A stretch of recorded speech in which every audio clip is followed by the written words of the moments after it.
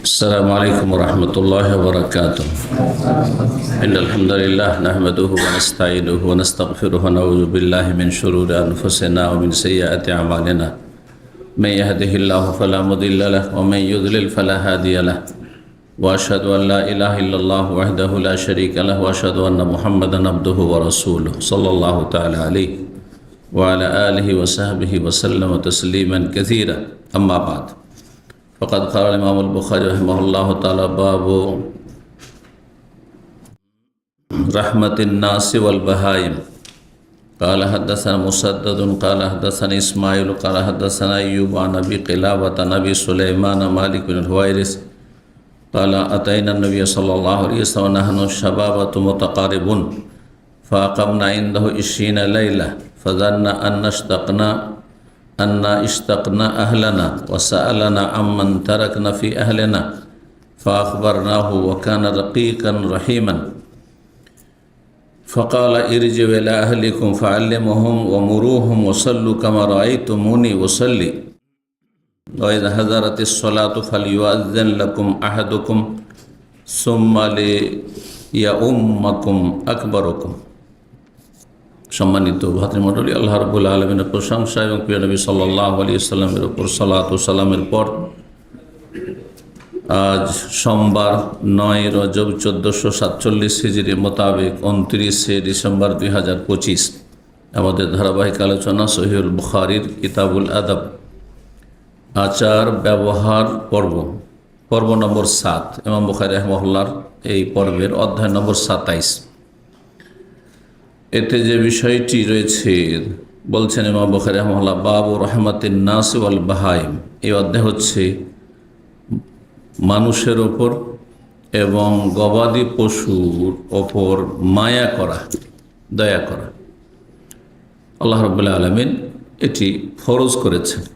একজন মানুষ প্রতিটি প্রাণীর ওপর মায়া করবে, দয়ালু হবে। জি, 6008 নম্বর হাদিস বর্ণনা করেছেন আবু সুলাইমান, হচ্ছে উপনাম সাহাবী মালিক বিন আল-হুয়াইরিস রাদিয়াল্লাহু তাআলা আনহু। মালিক বিন আল-হুয়াইরিস রাদিয়াল্লাহু তাআলা আনহু একজন যুবক সাহাবী ছিলেন যে সময়ের এই ঘটনাটি। তিনি বলছেন, আতাইনা নবী সাল্লাল্লাহু আলাইহি ওয়াসাল্লাম, আমরা নবী সাল্লাল্লাহু আলাইহি ওয়াসাল্লামের কাছে আসলাম মদিনায়। তার মানে তাদের বাড়ি মদিনার বাইরে অন্য কোথাও ছিল। মদিনার আশেপাশে বহু এলাকা আছে, গ্রাম জনবস্তি রয়েছে, যেখানে এখনও অনেক লোক বসবাস করে, যে জায়গাগুলোকে বাদিয়া বলা হয়। জি, তো বলছেন যে আমরা রাসূলুল্লাহ সাল্লাল্লাহু আলাইহি ওয়াসাল্লামের কাছে আসলাম। তারা কয়েকজন ছিলেন যুবক।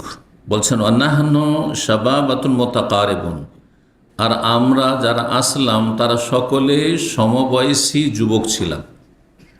সমবয়সী যুবক ছিলেন, একই বয়সের, আনুমানিক 15, 16, 17 থেকে শুরু করে 25-এর মধ্যে, এইরকম নবযুবক। আর ওই যুগে সাবালক হলে বিয়ে করত, আজকালকার মতো নয়। এরা সকলে নতুন নতুন বিবাহিত ছিল। বলছেন যে আমরা সবাই সমবয়সী যুবক ছিলাম। ফাকামনা ইনদাহু 20 লাইলা, ইসলাম গ্রহণ করলাম এবং রাসূলুল্লাহ সাল্লাল্লাহু আলাইহি ওয়াসাল্লামের কাছে 20 দিন রাত থাকলাম। 20 রাত বলতে 20 দিন রাত। দিন বলে দিন রাত দুটোকে উদ্দেশ্য করা হয়, আর রাত বলে ওই রকমই দিন রাত দুটোকে উদ্দেশ্য করা হয়। আমরা 20 দিন থাকলাম।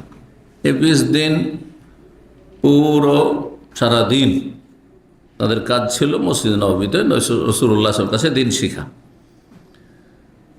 এদের অবস্থা দেখে যুবক মানুষের চলাফেরা, তারপরে তাদের অবস্থা দেখে বোঝা যায় যে কি পরিস্থিতি আছে, কেমন মন মানসিকতা মানুষের। দেখেন, নতুন নতুন যারা যুবক মানুষ ছুটি কাটিয়ে আসেন, কিছুদিন মন মারা হয়ে থাকে। আপনাদের অনেকে দেখা যায় যারা একটু মুরব্বী হয়ে গেছেন ভিন্ন বিষয়, কিন্তু বিশেষ করে যারা নতুন বউ রেখে এসছে, একটা দুটো বাচ্চা আছে, হয়তো নতুন বিয়ে শাদী করে এসছে, ওদেরকে আমরা দেখলেই বুঝতে পারি যে কয়েকটা দিন একেবারে মন মারা হয়ে আছে। তো আল্লাহ সবর করা তৌফিক দান করে। বৃহৎ স্বার্থে মানুষ কষ্ট স্বীকার করে, আল্লাহ রাব্বুল আলামিন এই স্বার্থে যেন সফল করেন, হালাল রুজি দান করেন এবং এখান থেকে দুনিয়ার আগে দিন নিয়ে যাওয়ার তৌফিক দান করেন, তাওহীদ সুন্নত নিয়ে যাওয়ার তৌফিক দান করেন, শিরক বেদাত থেকে আল্লাহ এই দেশ থেকে তওবা করে ফিরে যাওয়ার তৌফিক দান করেন। কারণ আমাদের দেশের অধিকাংশ লোকের ধর্মকর্ম হচ্ছে শিরক বেদাতের ধর্ম। এসব শিরক বেদাত আর পীর মুরিদি আর মাজার মিলাদ, এ সমস্ত বেদাতি শিরকি ধর্মকর্ম থেকে তওবা করে যদি যেতে পারেন আর এখান থেকে যদি হজ আর ওমরা নিয়ে যেতে পারেন তাহলে আপনি সফল। পয়সা যেটুকু নিয়ে যান, দুনিয়ার যে কোনো জায়গায় পয়সা হবে, হালাল রুজিও হতে পারে, কিন্তু হজ উমরা আর তার আগে দিন শিখা, কারণ এলেম শিখা হজ উমরার চাইতে বেশি গুরুত্বপূর্ণ। এলেম শিখা ফরজ এলেম, ফরজ আমলের চাইতে গুরুত্বপূর্ণ।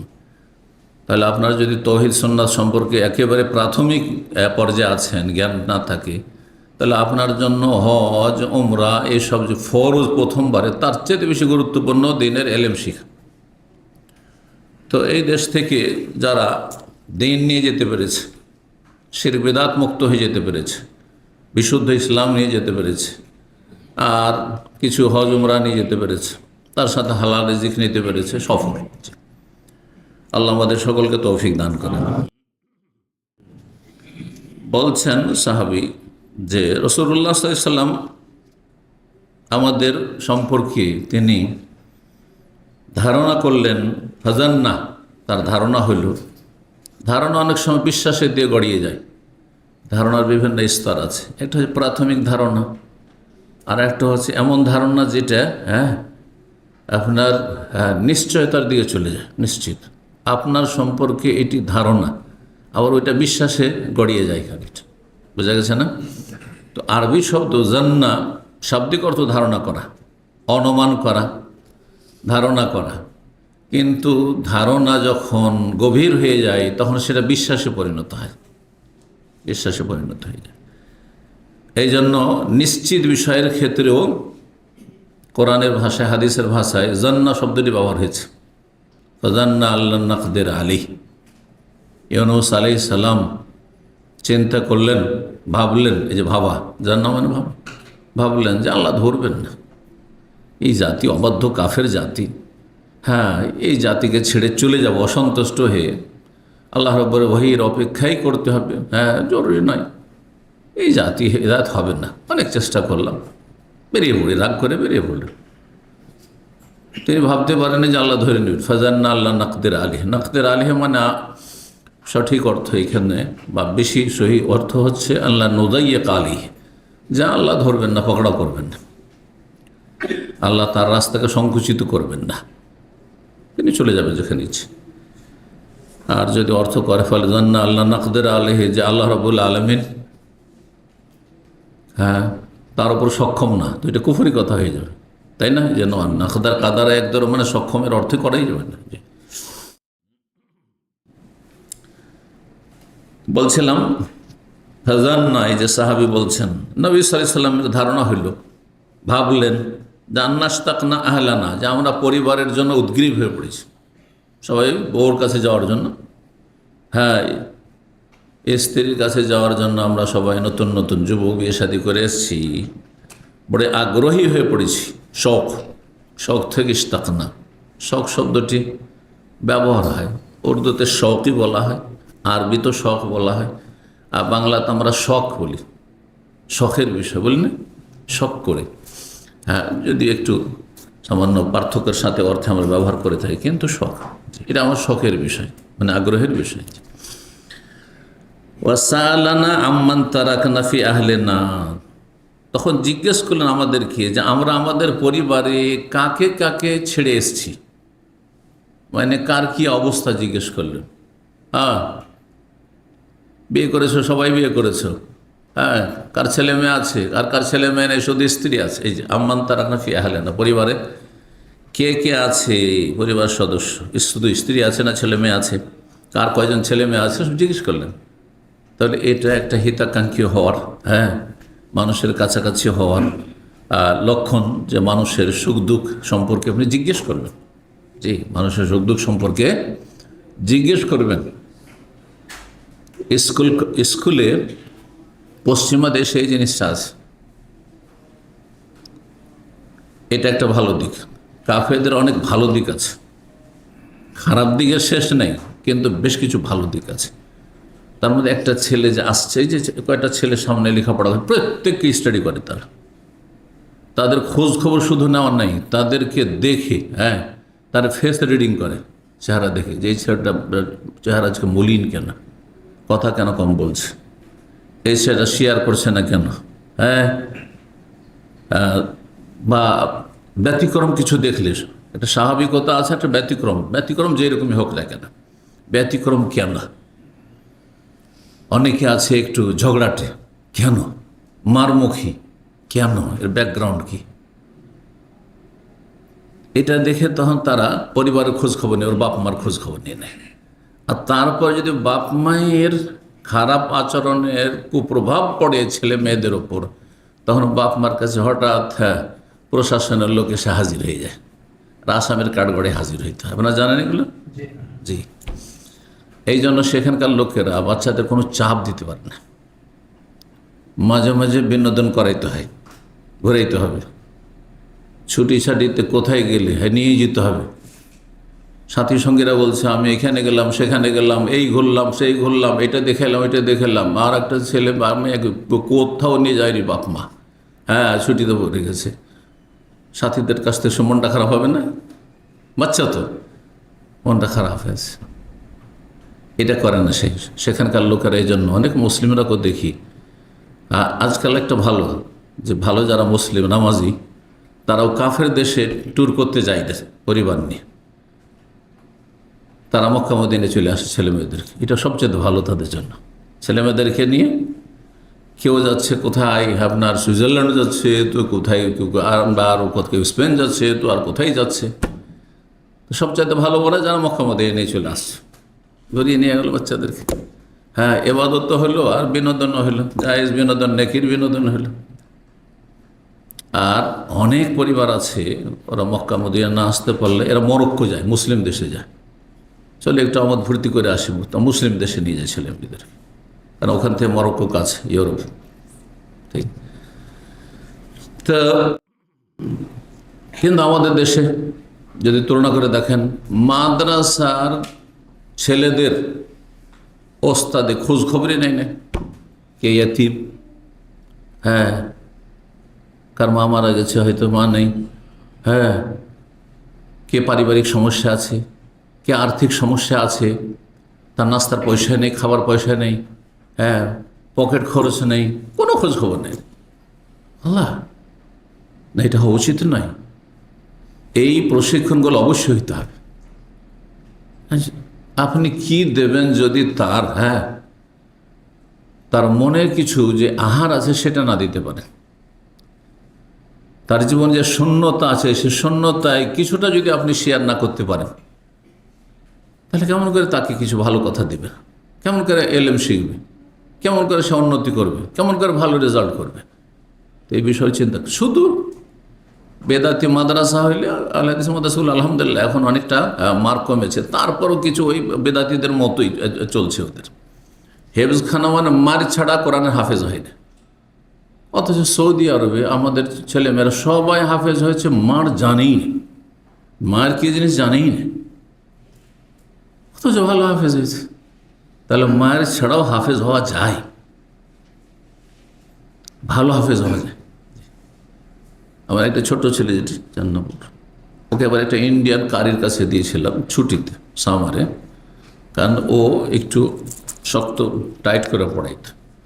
আরব শিক্ষকেরা একটু ঢিলা করে, কিছু ভুল থাকলো ইগনোর করে, তো কিছুদিন একটু ট্রেনিং দেওয়া হোক, কারণ বড় ছেলেদেরকে ওইভাবে ট্রেনিং দিয়েছি, একটু শাসনের মধ্যে থাকলে চাপে থাকবে। আবার পরিচিত মানুষ, যেহেতু খাতির মানুষ ছিল সেই শিক্ষক, তো ওর কাছে কিছুদিন দিয়েছি। আর দেখেছে যে অন্য ছেলেদেরকে মারছে, ওকে মারবেন না, ও যাচ্ছে শেখের ছেলে, মারবে না, কোনোদিন মারেওনি। কিন্তু ওই যে একটা মায়ের একটা ছেলেকে দেখেছে, একটা লাঠি, ওর হাতে লাঠি দেখেছি, এমন চমকে গেছে, বলছে না না না, ওর কাছে যাবো না, আমি পড়তে যাবোই না, ওর কাছে পড়তে আমি। হ্যাঁ, ও ছাত্রদের মারছে। সুবহানাল্লাহ। তো মার দিয়ে অনেক সময় হিতে বিপরীত হয়। যারা ছেলে মেয়েদেরকে মেরে শুধু মানুষ করার চেষ্টা করে, তাদের ছেলেমেয়েরা বিদ্রোহী হয়ে যায়, আরও খারাপ পাপে বা অন্যায় লিপ্ত হয়ে জড়িয়ে যায়। হ্যাঁ, আর এর কুপ্রভাব পড়ে। তো সবসময় চাপ সৃষ্টি করে সমাধান নয়, বরং তাদের সমস্যাগুলি কাছে থেকে জানার চেষ্টা করতে।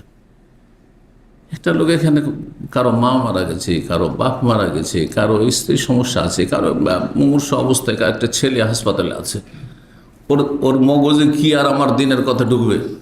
চিন্তা করুন তো। তাহলে অবশ্যই কখন ঢুকবে, ওর অবস্থা জেনে ওকে দুটো দোয়া দিলে, ওকে উৎসাহিত করলে, সান্ত্বনা দিলে, তখন তার মধ্যে তখন কিছু দিনের কথা ঢুকবে। ঠিক, অনেকে এরকম সমস্যা আছে।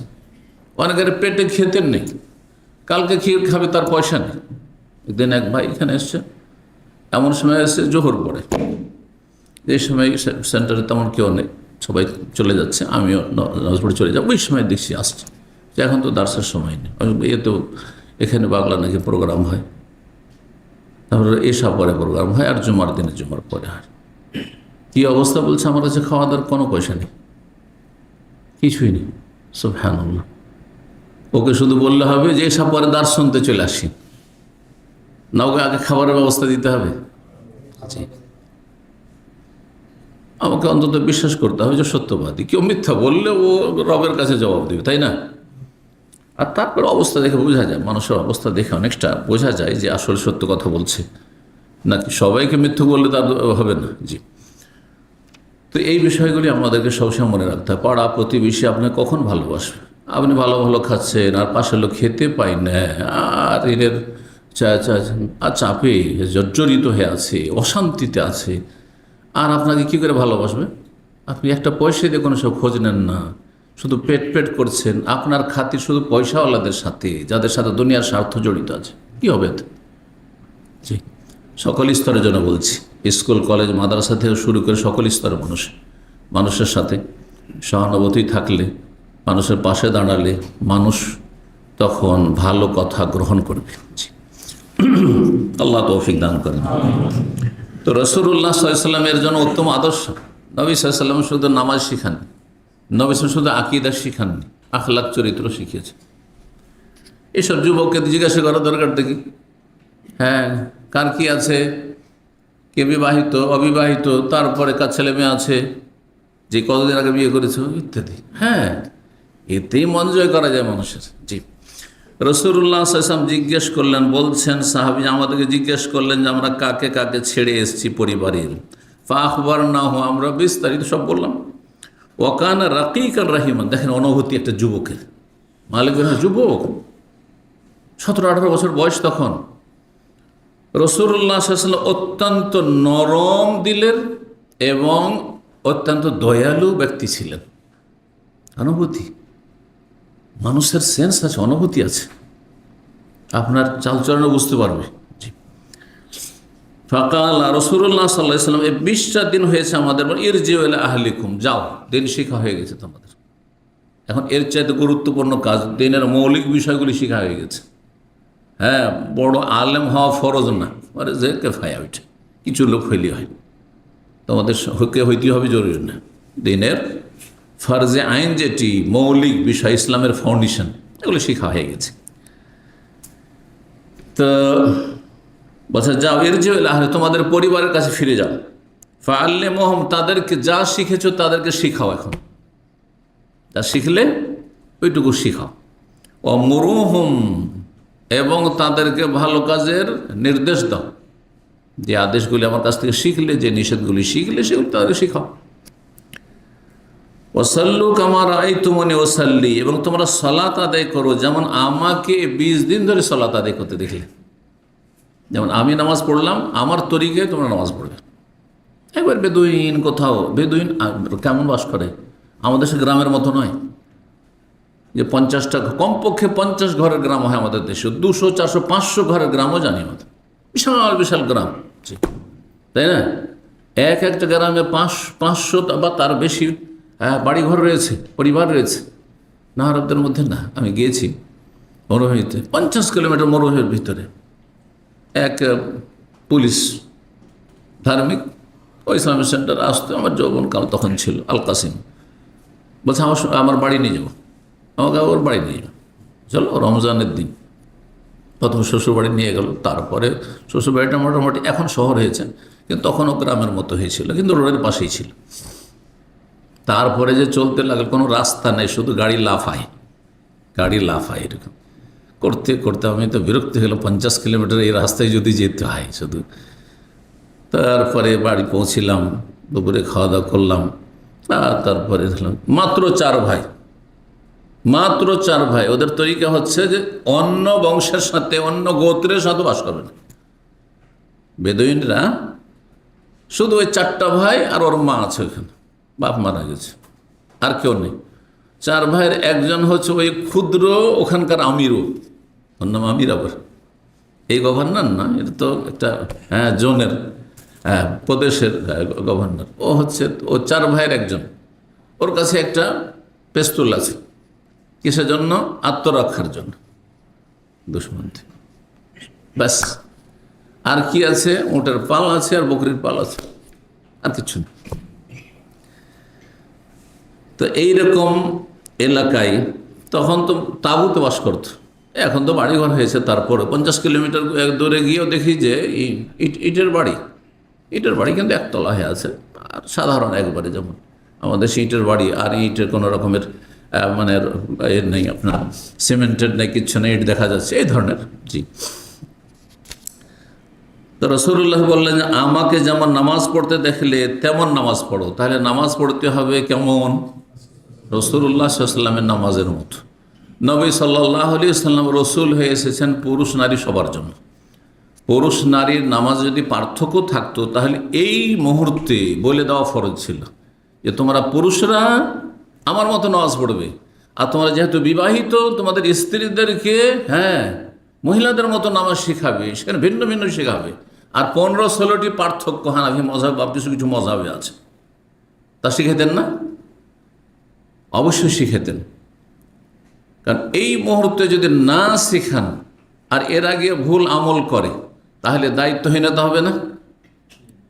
নবী সাল্লাল্লাহু আলাইহি ওয়াসাল্লামকে আল্লাহ বলছেন যে ইয়া আইয়ুহার রাসূল, হে রাসূল সাল্লাল্লাহু আলাইহি ওয়াসাল্লাম, বাল্লিগ মা উনজিলা ইলাইকা মির রাব্বিকা, যা রবের পক্ষ থেকে নাযিল হয়েছে কোরআন এবং হাদিসের ওহী, তা পৌঁছিয়ে দাও, যথাযথ পৌঁছে দাও। ওয়া ইল্লাম তাফআল, যদি যথাযথ না পৌঁছে দাও, ফামা বাল্লাগতা রিসালাতা, তাহলে আল্লাহর রিসালাত পয়গাম মেসেজ মানব জাতি পর্যন্ত ঠিকভাবে তাহলে পৌঁছালে না, তুমি দায়িত্বহীনতার পরিচয় দিলে।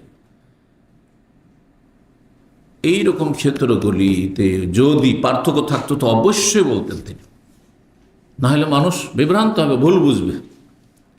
কথা বোঝা গেছে? এই জন্য এই হাদিসের ব্যাখ্যা করতে গিয়ে মযহাবধারী বলবে যে না না, এটা তো পুরুষদের সম্বোধন ছিল, মহিলাদের ছিল না। তো মহিলাদের আলাদা সম্বোধন কোথায়? একটি সম্বোধন দেখান যে হে পুরুষরা তোমরা তো আমার মতো পড়বে, কিন্তু হে মহিলারা তোমরা আয়েশার মতো পড়বে, ফাতেমার মতো পড়বে। একটি দেখান, কোথায় আছে?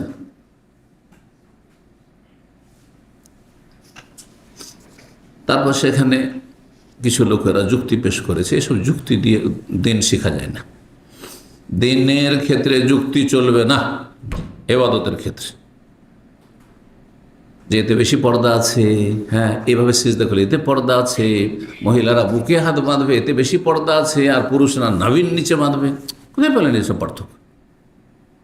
কোথায় পেলেন পার্থক্য?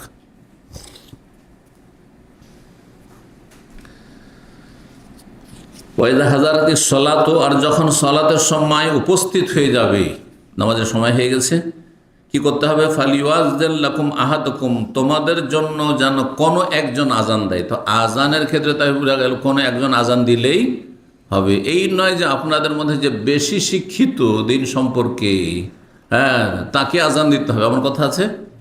আজানের জন্য যে কোনো একজন হলেই চলবে। বরং এই ক্ষেত্রে উত্তম হচ্ছে, আজানের উদ্দেশ্য হচ্ছে ঘোষণা করা, তাই না? যত দূর পর্যন্ত পৌঁছাতে পারেন। আজকাল না হয় মাইক হয়েছে তো কয়েক বছর থেকে। তাহলে আসল হচ্ছে আজানের ক্ষেত্রে যে যার আওয়াজ যত উঁচু এবং সুন্দর। আজকাল মাইকের জামানাতে আওয়াজ উঁচু যদি নাও বলেন তো বলেন সুন্দর, যাতে মানুষ শুনলে সজাগ হয়। দেখেন, ভালো ভালো জিনিস শুনতে ভালো লাগছে সবাই শুনে, আর শুনতে ভালো লাগে না ভালো কথাও শুনবে না, ঠিক না? তো এই জন্য মুয়াজ্জিন হওয়ার ক্ষেত্রে তার কণ্ঠস্বর ভালো, সুন্দর আজান দেয়, সুন্দর উচ্চারণ করে, আওয়াজ উঁচু, এরকম দেখে মুয়াজ্জিন নির্ধারিত করতে হবে।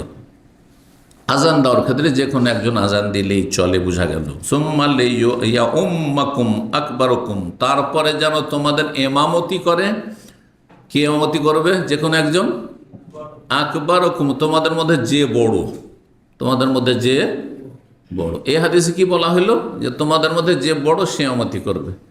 এখন যে বড় সে যদি ইমামতির কথা বলেন, তো এখানে যদি দেখা যায় যে আমার চাইতেও বড় বয়সে কোনো ব্যক্তি আছেন, তাহলে উনি কি ইমামতি করবেন নাকি?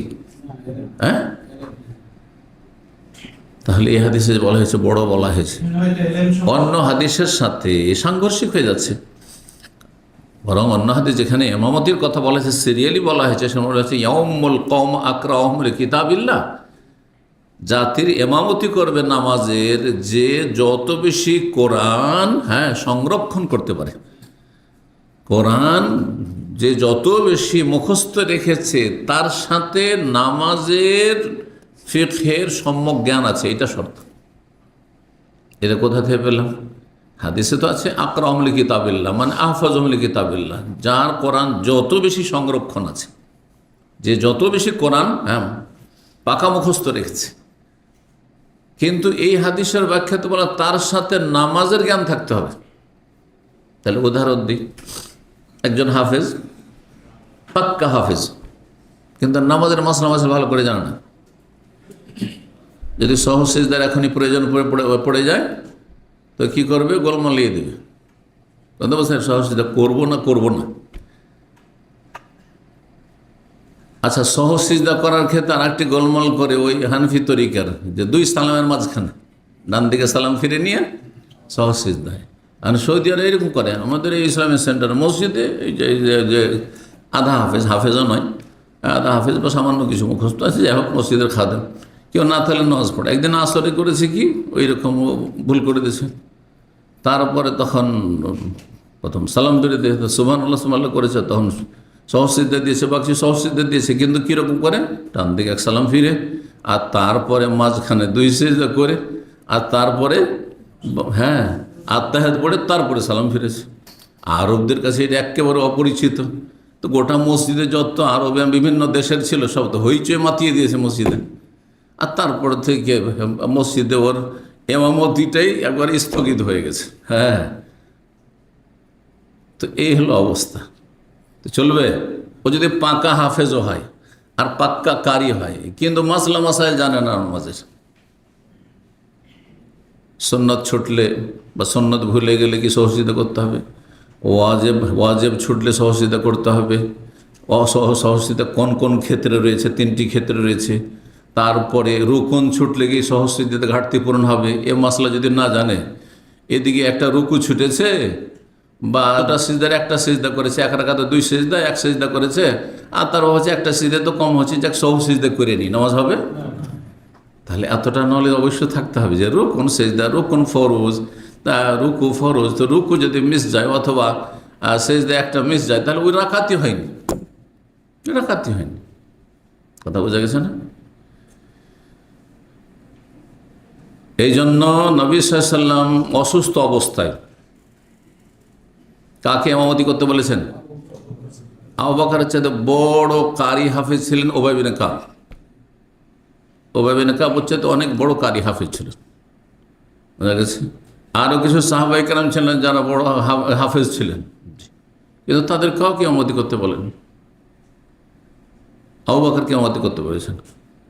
এই জন্য আলেম এবং মোটামুটি কোরআন মুখস্থ আছে, গোটা কোরআন শর্ত না, সে পুরো হাফেজ এবং ভালো কারির চাইতে বেশি প্রাধান্য পাবে। দলিল আবু বকরের ইমামতি। কথা বোঝা গেছে না? সাহাবায়ে কেরামদের অনেক বড় বড় হাফেজ ছিলেন আর সুন্দর কেরাত তাদের ছিল, কিন্তু আবু বকর সিদ্দিক রাদিয়াল্লাহু তাআলা আনহু কি হাফেজ ছিলেন না? কোরআন মুখস্থ ছিল, কোরআন যথেষ্ট মুখস্থ ছিল, কিন্তু ওদের মতো নাই। কিন্তু ওনার দিন সম্পর্কে সবচেয়ে বেশি জ্ঞান ছিল। একজন আলেম ধরেন আছে প্লাস শুদ্ধ পড়ে, আর একজন কারি বা হাফেজ আছে, তার চেয়ে অবশ্যই প্রাধান্য পাবে। তো মাসলা হইল, কিন্তু এইখানে যতগুলি মাসলা বললাম যে আলেম হাফেজ বা আলেম কারি, আলেম শুদ্ধ পড়ে, হ্যাঁ সে প্রাধান্য পাবে। এখানে বলা হচ্ছে যে বড় সে ইমামতি করবে। এর ব্যাখ্যা কি? হাদিসের ব্যাখ্যা যে বলবেন হাত তুলেন। না, ওইটা না। এমনটা কেন বললেন? এখানে কেন বললেন না যে আগে দেখো তোমাদের মধ্যে কে জ্ঞানী? হ্যাঁ হ্যাঁ, কে ওই নতুন ভাই বলুক।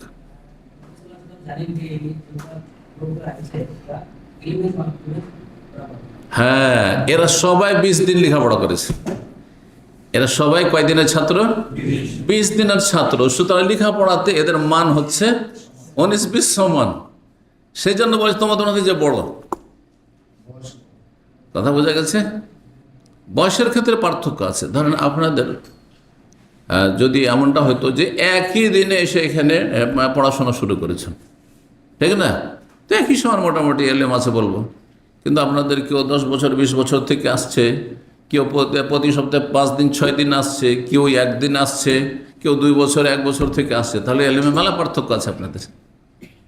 কিন্তু মনে করেন যে ধরেন মাদানি, হ্যাঁ, আর একই সময়ের মাদানি, হ্যাঁ, আর তারপরে একই রকমের অভিজ্ঞতা, একই সময়ের একই সাথে পাশ করেছে আমাদের ব্যাচেরই, হ্যাঁ, আর তারপরে মোটামুটি রেজাল্টও 19-20 একই রকম। তাহলে জানতে হবে যে আমরা সমান 19-20, ঠিক না? কিন্তু যদি দেখা যায় একজন পাস আরেকজন ফার্স্ট ডিভিশন, হ্যাঁ, একজনের মদিনা থেকে পাশ করার পরে 10 বছর 20 বছরের এক্সপিরিয়েন্স অভিজ্ঞতা আছে, আরেকজন নতুন পাশ করে আছে, পার্থক্য নেই? অবশ্য পার্থক্য আছে। তো ঠিক এখানে যেহেতু মাত্র 20 দিন তাদের দিন শিক্ষা ছিল আর সবাই এলেমের ক্ষেত্রে মোটামুটি সমান ছিল, সেই জন্য এখানে এখন কোরআনের কথাও বলার কোনো প্রয়োজন করে না, আর আলা বিসন্না যে হাদিসের জ্ঞান রাখে বেশি সেটাও বলার কোনো প্রয়োজন করে না। কি বলেছেন? বয়স। তোমাদের মধ্যে বয়সে 19-20 অবশ্যই আছে, তো তোমাদের যার বয়স বেশি সে যেন ইমামতি করে। জি, 6009 নম্বর হাদিস বর্ণনা করছেন আবু হুরায়রা রাদিয়াল্লাহু তাআলা আনহু। এখানে হাদিস দ্বারা কি বোঝা গেল? অধ্যায় কি রয়েছে? যে মানুষের উপর মায়া করা, যুবক ছেলেদের উপর মায়া করেছে রাসূলুল্লাহ সাল্লাল্লাহু আলাইহি ওয়াসাল্লাম। না আত্মীয়, না এমন পুরানো পরিচিত, না দুনিয়ার কোনো স্বার্থ আছে তাদের সাথে। সুবহানাল্লাহ। তা আমাদের স্বার্থ মুক্ত হয়ে মানুষের উপর মায়া মমতা করতে হবে। কার সাথে কিসের স্বার্থ জড়িত আছে? না, আমাদের স্বার্থ হচ্ছে আল্লাহ সন্তুষ্টি। সবচেয়ে বড় স্বার্থ হচ্ছে আল্লাহ সন্তুষ্টি, আল্লাহর দিন। যে আপনার আল্লাহর দিন শিখছেন, আমি আল্লাহর দিন শিখাচ্ছি, এর চাইতে বড় সম্পর্ক আর কিছু হইতে পারে না। দুনিয়ার সমস্ত স্বার্থ নিঃশেষ হয়ে যাবে, কিচ্ছু থাকবে না। আল্লাহ খিল্লাহ বাদুহুম লিবাদিন আদুউন ইল্লাল মুত্তাকিন। আল্লাহ বলছেন যে হাশরের মাঠে সমস্ত বন্ধু বান্ধব সবাই দুশ্মন হয়ে যাবে। আদুউন, কেউ কাউকে পরিচয় দেবে না, কেউ কারো কাছে আসবে না, ধারে কাছে আসবে না। ইল্লাল মুত্তাকিন, তবে আল্লাহ ভীরু তাকওয়া পরহেজগারি থাকে, তাহলে হাশরের মাঠেও কাজ আসবে, সেখানেও কাজ আসবে। কিন্তু এই জন্য দুনিয়াদাররা দুনিয়ার গরজে সম্পর্ক রাখে, আপনার দিনদার মানুষ দিনের গরজে সম্পর্ক রাখবেন। আপনার এলাকাতেও, আপনার বংশেও, হ্যাঁ, যেখানে থাকবেন, দেশে থাকেন বিদেশে থাকেন, দিনের স্বার্থে আপনি সম্পর্ক রাখবেন। আর আমরা আলহামদুলিল্লাহ এটা চেষ্টা করি। আমরা যেখানে যাই সেখানে আমাদের দিনই সার্কেল আছে। আমেরিকাতেও দিনই সার্কেল আছে, কানাডাতে দিনই সার্কেল আছে, আলহামদুলিল্লাহ ইউরোপের প্রতিটি দেশ আমাদের দিনই সার্কেল আছে। আমি সেখানে গেলেও তাদের সাথে সম্পর্ক আছে, না গেলেও তাদের সাথে একটা টিম আছে, তাদের সাথে সম্পর্ক আছে। প্রতিটি দেশে আলহামদুলিল্লাহ, কোরিয়া, চায়না, সব জায়গায় আলহামদুলিল্লাহ, জাপান, অনেক আছে। কোরআন সুন্নাহর অনুসারী যারা আছে আর দিন শিখে দিন চর্চা করে, তাদের সাথে আমাদের সম্পর্ক আছে। এটা কার কোথায় বাড়ি, হ্যাঁ হ্যাঁ, কি আমার কাজে আসবে না আসবে কিচ্ছু না, দেখা হইতেও পারে, নাও হইতে পারে, না আল্লাহ সন্তুষ্টির জন্য এইরকম কোয়ালিটির হওয়ার চেষ্টা করুন। আল্লাহ যেন তৌফিক দান করেন। এতে হবে কি, আপনি শান্তিও পাবেন যে ভালো মানুষকে দুনিয়াতে ভালোবেসেছেন, সুতরাং ভালো মানুষের সাথে আল্লাহ থাকার সুযোগও করে দেবেন হাসরের মাঠে ইনশাআল্লাহ, জান্নাতে। আল্লাহ যেন তৌফিক দান করেন। রাসূলুল্লাহ সাল্লাল্লাহু আলাইহি ওয়াসাল্লাম বলছেন, আবু হুরায়রা বর্ণনা করে বলছেন, বাইনামা রাজুলুন ইয়ামশি বিতারিকিন, কোন একজন ব্যক্তি প্রাচীন যুগে রাস্তায় হাঁটছিল। ইয়ামশি বিতারিক, তারিখ তো বুঝছেন তাই না, রাস্তায় চলছিল। ইশতাদ্দা আলাইহিল আতাশ, হঠাৎ করে ভীষণ পিপাসা লাগে তাকে। ফাওয়াজাদা বেরান, তখনকার যুগে তার এর পানি পাই, এখনও মরুভূমিতে পানি ছাড়া অনেকে মারা যাচ্ছে। পানি যদি সাথে না থাকে আর পেট্রোল পাম্প না থাকে কঠিন অবস্থা হয়ে যাবে। গাড়িতে পানিও নেই আর পেট্রোল পাম্পও নেই, কঠিন অবস্থা হয়ে যাবে। আর যদি মরুভূমিতে পড়ে যেতে হয়, যাদের গাড়ি ফেসে যায়, অনেক দুর্ঘটনার কথা এখানে শোনা যায়। আর রবুল খালি এমটি কোয়ার্টার, যারা সৌদি আরবের ভৌগোলিক জ্ঞান রাখেন, একটা এমটি কোয়ার্টার এলাকা আছে, জানেন? কে জানে এমটি কোয়ার্টার সম্পর্কে? জানেন না? এমটি কোয়ার্টার মানে কি? সৌদি আরবের 4 ভাগের 1 ভাগ একেবারে মরুভূমি শূন্য। যখন আল হাসাদ থেকে পার হয়ে চলে যাবেন, কাতার থেকে গেল, আর তারপরে দুবাইয়ের দিকে যাবেন, দুবাই, ওমান আর ইয়ামান, ওই দিকটাই শুধু বালি আর বালি। সুবহানাল্লাহ। ওইসব এলাকায় কেউ যদি গাড়ি নামিয়ে দিয়েছে, ধরেন মরুভূমি, তারপর গাড়ি ফেঁসে গেছে, গাড়ি উঠাতে পারে না, আর কোনো বান্দাও যায় না সেখানে। অনেক সময় তাদেরকে উদ্ধার করেছে, হেলিকপ্টারে গিয়ে দেখতে পাচ্ছে যে এই যে অবস্থাকে এরকম কেন এখানে, তখন গিয়ে তাদেরকে উদ্ধার করেছে। অনেকে মারাই যায়। এক সময় ধুলো ঝড় হয়তো এসব এলাকায়, আগের যুগে, প্রাচীন যুগে আমরা এইসব ঘটনা পড়েছি। ধুলো ঝড়ে তো উটের পিঠে যাচ্ছে, উট পুঁতে গেল ধুলোতে, বালিতে, মানুষও পুঁতে থেয়ে গেল, ওখানে কবর হয়ে গেল। এরকম হয়েছে এক সময়, পানি নেই, মারা গেছে। আল্লাহ যে কত নিয়ামত আমাদেরকে দিয়ে রেখেছেন, যেখানে যান সেখানে হাতের নাগালে পানি। সবচেয়ে সস্তা হচ্ছে আমাদের দেশে পানি, তাই না? চিন্তা করুন তো, আল্লাহ শুকরিয়া আদায় করেন। পানির নিয়ামতের কত শুকরিয়া আদায় করবেন। যখন অন্যদেরকে দেখবেন, অন্য অঞ্চলের কথা জানবেন, তখন বুঝতে পারবেন সেই যুগের কথা। মানুষ পানির কারণে মারা গেছে, দামি দামি গাড়ি নিয়ে গেছে, পানি শেষ হয়ে গেছে, মরুভূমিতে ফেসে গেছে, মারা গেছে। কত দূর হেঁটে যাবে? প্রচণ্ড পিপাসা লেগেছে তাকে। ফওয়াজাদা বেরান, একটি কূপ পেয়েছে, কুয়া। ফানাজালা ফিহা, কিন্তু সেখানে কূপে বালতি নাই, রশি নাই, কিছু না। আমাদের দেশে তো আলহামদুলিল্লাহ এক সময় কূপ, আমাদের কূপ থেকে পানি আমরা খেয়েছি, বালতি থাকতো, রশি থাকতো, সব কিছু ব্যবস্থা আছে।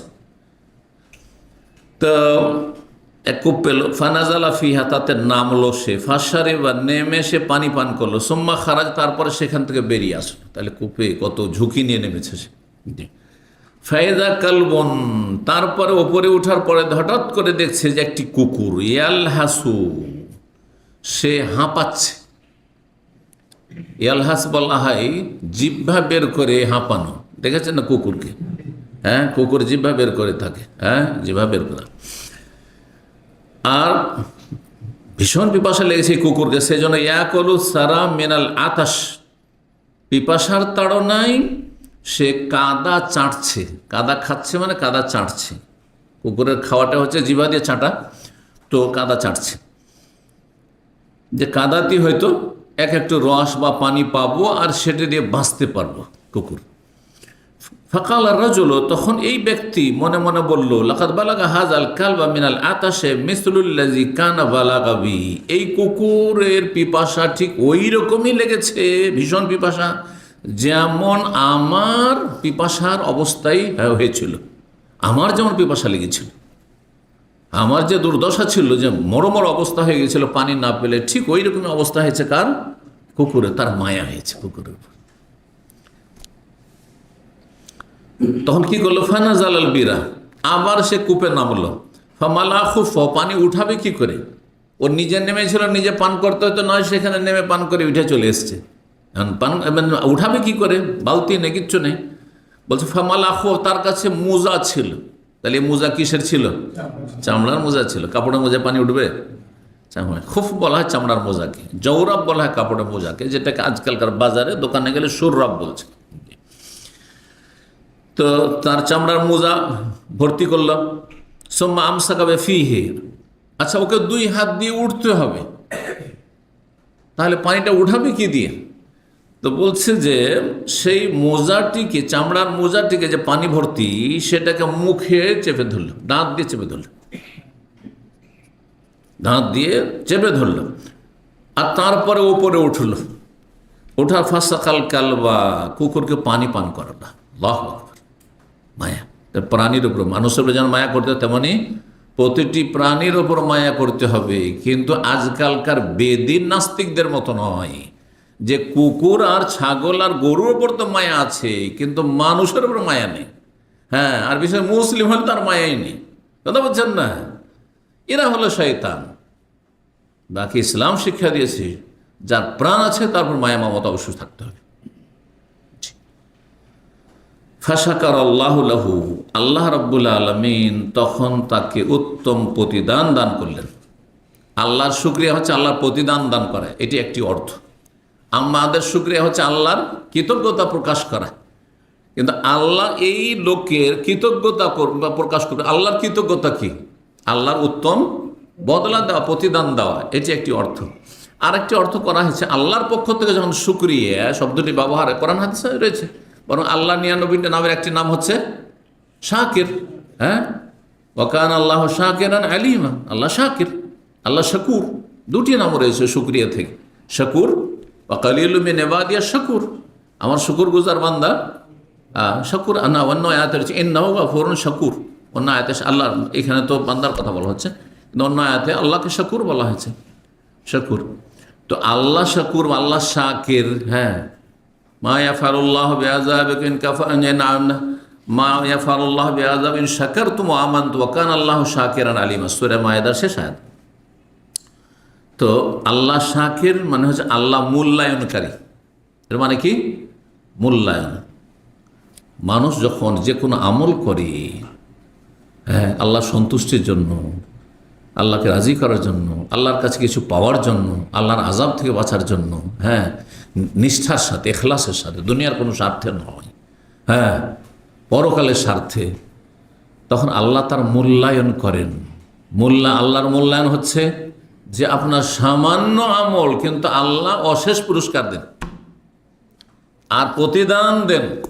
দুনিয়ায় ভালো কাজ করেও, মালিকের কোম্পানির ভালো কাজ করেও মূল্যায়নও হয় না অনেক সময় তার কোনো প্রতিদানও পাওয়া যায় না। আপনি বড় নিষ্ঠার সাথে কাজ করলেন, উল্টো টার্মিনেট করলে আপনাকেই হইতে। হ্যাঁ, আপনি চোরটা ধরিয়ে দিলেন, উল্টো আপনাকে এক্সিট করে দেওয়া হলো। আর যে চোর ডাকাতগুলোকে রেখে দেওয়া, যেহেতু চামচামি করতো, সে রেখে দেওয়া হলো। দুনিয়াতে হচ্ছে এটা, সবাই করছে না, কিন্তু অনেকেই করছে এটা। কারণ ও বুঝে না যেটা আমার হিতাকাঙ্ক্ষী ছিল, যাকে আমি বের করে দিই, এই যে আমার হিতাকাঙ্ক্ষী ছিল, আমার কোম্পানির, আমার প্রতিষ্ঠানের বা আমার বাড়ির। কিন্তু রব্বুল আলামিন তা করেন না।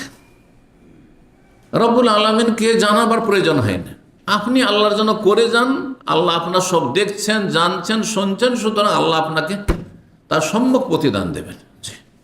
আল্লাহ তার যথাযথ মূল্যায়ন করবেন। তাহলে আল্লাহর শুকরিয়ার দুটো অর্থ মনে রাখবেন। আমরা শুকরিয়া আদায় করা মানে আল্লাহর কৃতজ্ঞতা প্রকাশ করা, হ্যাঁ, সেটা অন্তর থেকে, কথার দ্বারা এবং কাজের মাধ্যমে, আমলের মাধ্যমে, এবং আল্লাহর নিয়ামতকে ভালো কাজে লাগাবার মাধ্যমে, হারাম থেকে বাঁচিয়ে রাখার মাধ্যমে। আল্লাহর নিয়ামতের অপচয় অপব্যয় করে নয়, আর তাতে কৃপণতা করে নয়। আল্লাহ আপনাকে পয়সা দিয়ে যদি আপনি কৃপণ হন, তবু শুকর গুজার না। আর যদি অপচয় অপব্যয় করেন, হ্যাঁ, যে আমার টাকা আমি যা ইচ্ছা তাই করলাম, যেভাবে ইচ্ছা সেভাবে খরচ করলাম, খুব খাওয়াইলাম আর খুব আমোদ ফুর্তি করতাম ছেলে মেয়েকে নিয়ে, তবু আল্লাহ শুকর গুজার না আপনি। যদিও মনে করছেন আমি জায়েজ কাজে করছেন না, জায়েজ কাজের একটা সীমানা আছে। বেশি গুরুত্বপূর্ণ আর গুরুত্বপূর্ণ, আর একেবারে গুরুত্বপূর্ণ নয়। আপনার বিলাসিতা কোনো গুরুত্বপূর্ণ না, বরং অনেক সময় আপত্তিকর, হারামের পর্যায়ে চলে যাবে। পক্ষান্তরে আশেপাশে যারা অভাবী, হ্যাঁ, তাদের পাশে দাঁড়ানো, তাদের সহযোগিতা করা বেশি গুরুত্বপূর্ণ। মানুষের জীবন বাঁচানো, চিকিৎসা করিয়ে, হ্যাঁ, অথবা তাদেরকে খাবার দিয়ে এই শীতের সময়, এই ঠান্ডাতে তাদেরকে শীতের অনিষ্ট থেকে রক্ষা করে, হ্যাঁ, এটা বেশি গুরুত্বপূর্ণ আপনার জন্য, আমার জন্য। সবসময় মনে রাখবেন নিজের লাইফে যারা এই বিষয়গুলো বুঝে নিয়েছে এবং আমল করেছে তারা সফল। আল আহম মানে বেশি ইম্পর্টেন্ট, যেটা বেশি গুরুত্বপূর্ণ। ফাল মহিম তারপরে গুরুত্বপূর্ণ, তারপর যেটা গুরুত্বপূর্ণ নয় কিন্তু জায়েজ। 3 নম্বর, বুঝছেন না? গুরুত্বপূর্ণ নয় কিন্তু জায়েজ। আমাকে মোবাইল রাখতে হবে, এটা 3-4 বছর 5 বছর পুরনো হইলেও চলছে আমার, আর লেটেস্ট হইতে হবে না, এটা বিলাসিতা। বিলাসিতা অনেক সময় এটা আপত্তিকর। আমার এই 2000 টাকার মোবাইল দিয়ে চলছে, আমি 5000-7000 রিয়াল দিয়ে মোবাইল কেন নিতে যাবো? হ্যাঁ, এটা তো অন্য মেলা ভালো কাজ করা যেতে পারে। অনেক সব বিলাসিতা। এদিকে আপনি 5000-7000 প্রতি বছরে বা প্রতি ভার্সন আপনি চেঞ্জ করছেন, আপনি নতুন নতুন মোবাইল আসছে, আপনি না লেটেস্টটা হইতে হবে আপনার, এখন কোনটা চলছে ওইটা হইতে হবে আপনার। আর এইদিকে যদি বলা হয় 10টা টাকা আপনার গরিব মিসকিনকে দিতে হবে, পাশের লোক খেতে পাচ্ছেন না, বিধবা এতিম আপনার গ্রামে আছে, কি অবস্থা তাদের কোনো খোঁজ খবর নেন না আপনি। কিসের মুসলিম আপনি? নবী সাল্লাল্লাহু আলাইহি ওয়াসাল্লামের আদর্শ এটা নাই। জি, তো শুকরিয়ার কথা মনে রাখবেন যে আল্লাহর শুকরিয়া হচ্ছে মূল্যায়ন করা আর প্রতিদান দেওয়া, দুটো কথা মনে রাখবেন। ফাগাফার আল্লাহ, সুতরাং আল্লাহ তাকে ক্ষমা করে দিলেন, আল্লাহ তাকে মাফ করে দিলেন। এখানে পুরুষ লোকের কথা আছে। প্রথম কথা, ঘটনাটি কার? একজন পুরুষ ব্যক্তির, যেখানে হাদিসে এখানে আছে। অন্য হাদিসে রয়েছে একজন মহিলার কথা। হ্যাঁ, এখানে তার গুনাহ কি ছিল, যে গুনাহ আল্লাহ মাফ করলেন সেটা উল্লেখ নেই। অন্য হাদিসে আছে যে সে মহিলা কি ছিল? হ্যাঁ, অসতী মহিলা ছিল, অসতী মহিলা ছিল, ব্যভিচারকারিণী মহিলা ছিল। তাহলে ব্যভিচারের মতো, জেনার মতো কাবিরা গুনাহ আল্লাহ রাব্বুল মাফ করে দিয়েছেন। এদিকে মারাত্মক কাবিরা গুনাহ, যার স্তর শিরকের পরে খুন করা, তারপরে জেনা, কত বড় কাবিরা গুনাহ। তাহলে আকবরুল কাবায়ের, বড় কাবিরা গুনাহ। সে বড় কাবিরা গুনাহ মাফ হয়ে যাচ্ছে একটা কুকুরকে পানি পান করিয়ে। তাহলে একটা কুকুরকে পান করে যদি এত বড় গুনাহ মাফ হয়, তাহলে একজন মানুষকে যদি আপনি মানুষের উপকার করেন, মানুষের প্রাণ রক্ষা করেন, হ্যাঁ, তার চাইতে বেশি একজন মুসলিমের যদি জীবন রক্ষা করেন আপনি, হ্যাঁ, একজন সহি আকীদা মানহাজের ভাই বোনের যদি আপনি জীবন রক্ষা করেন বা তার পাশে দাঁড়ান, তাহলে কত নেকি, নেকির উপর নেকি বাড়ছে। অবশ্যই পার্থক্য আছে, আমি যে স্তরগুলি অবশ্যই পার্থক্য আছে। আপনার কাছে সুন্নতের অনুসারী বেদাতি সমান নয় নেকির দিক থেকে, উপকার আপনি করেন, কিন্তু দুটো পার্থক্য আছে। হ্যাঁ, মুসলিমের সাহায্য করা আর অমুসলিমের সাহায্য করা সমান নয়। হ্যাঁ, একজন মানুষের জীবন রক্ষা করা আর একটা ছাগল গরুর আর কুকুরের যে জীবন রক্ষা করা সমান নয়। কিন্তু আমি যদি সবটাই রক্ষা, সবটাই করব। কিন্তু আমি একজনের রক্ষা করতে পারবো, একটা রক্ষা করতে পারবো, হয় মানুষের জীবন রক্ষা করতে পারবো, আর না হলে আমি একটা ছাগলের জীবন রক্ষা করতে পারবো। তো কার জীবন রক্ষা করবেন? আগে মানুষ।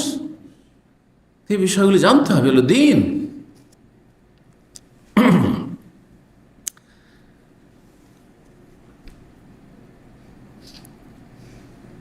এখন এখানে প্রশ্ন থেকে যায় যে ঘটনা কি মহিলার না পুরুষের? বর্ণনাকারীর কেউ বলেছেন যে সন্দেহ হয়েছে, কেউ প্রাধান্য দিয়েছেন যে ঘটনা মহিলার। হ্যাঁ, কিন্তু এর চাইতে ভালো সমন্বয় হচ্ছে যে এই ধরনের ঘটনা একাধিকবার হইতে পারে। একবার কোনো এক যুগে, প্রাচীন যুগে কোনো একজন পুরুষের এই ঘটনা ছিল, আর একবার এক মহিলার ঘটনা ছিল, হতে পারে। হ্যাঁ, ঘটনা বিভিন্ন সময় একই রকমের ঘটনা ঘটতে থাকে, ঘটে না? ঘটতে পারে। আপনার জীবনে একটা ঘটনা এরকম এই ধরনের ঘটে, সেম ঘটনা আরেকজনের জীবনে ঘটেছে, হতে পারে। তো আল্লাহ তাআলা আলাম। কালু, সাহাবীরা বললেন, ইয়া রাসূল, হে আল্লাহর রাসূল, ওয়া ইন্না লানা ফিল বাহাইম আজরান, এই প্রাণী বাহিমাতুন মানে গবাদি পশু সাধারণত হয়, হ্যাঁ, কিন্তু আপনার অন্য অন্য প্রাণী ওদের সামিল, যেহেতু এখানে কুকুরের কথা রয়েছে, তো যে এই প্রাণীর জীবন রক্ষা করা তো আমাদের নেকি রয়েছে। হ্যাঁ, বা প্রাণীকে পানি কোনো প্রাণীকে, হ্যাঁ, জীব জন্তুকে পানি পান করানো তো আমাদের আজর মানে সব প্রতিদান রয়েছে।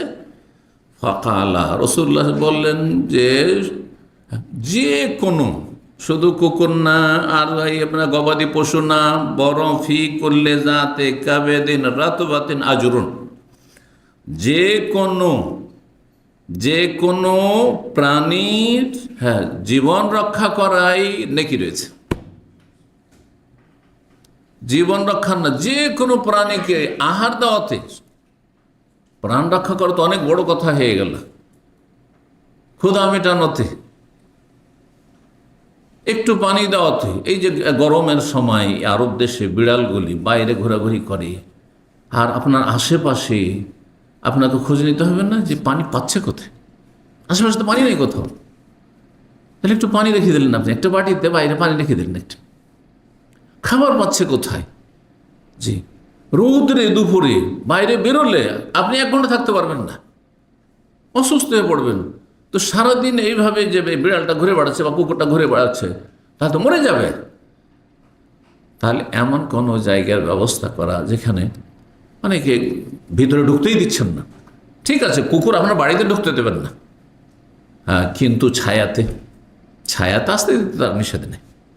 হ্যাঁ, তারপরে আপনার বিড়াল আপনার গ্যালারিতে ঢুকছে, গ্যালারি তো আসতে দেবেন না আপনি, হ্যাঁ, তাড়িয়ে একবার রোদরে বের করে দিচ্ছেন। এটা তো মানুষের কাজ হয় না, মুসলিমের কাজ তো দূরের কথা। এই বিষয়গুলো বুঝতে হবে। আমরা দেখি কিন্তু চোখের সামনে এই জিনিসগুলো, যে অনেককে দেখছি কি গরমের সময় কি ঠান্ডার সময় বিড়াল, ও ভাবছে যে বিড়াল যদি একটু দরজা খোলা তো আমার বাসায় ঢুকে যাবে, সেজন্য বিড়ালকে ওইভাবে, তার যেমন এঁদুর তাড়ায় ওইভাবে বিড়ালকে তাড়িয়ে রাস্তায় নামিয়ে দিচ্ছে। না, মোটেই জায়েজ নয়, গরমের দিনে মোটেই জায়েজ নয়।